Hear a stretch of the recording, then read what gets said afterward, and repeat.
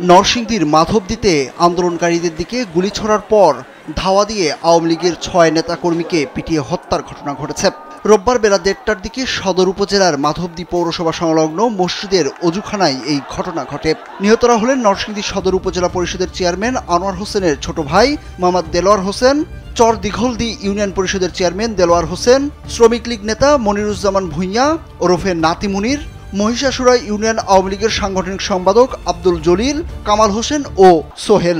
প্রত্যক্ষদর্শী ও স্থানীয় লোকজন জানান, বৈষম্য বিরোধী ছাত্র আন্দোলনের কর্মসূচিকে কেন্দ্র করে দুপুর ১২টা থেকে কয়েক হাজার বিক্ষোভকারী ঢাকা সিলেট মহাসড়ক অবরোধ করেন।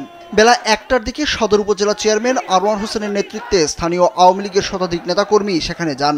আওয়ামী লীগের নেতাকর্মীরা তাদের আন্দোলনস্থল ত্যাগ করতে বলেন, কিন্তু তারা রাজি হচ্ছিলেন না। পরে ক্ষমতাসীন দলের নেতাকর্মীরা বিক্ষোভকারীদের লক্ষ্য করে গুলি ছুড়লে অন্তত ৪ জন গুলিবিদ্ধ হন।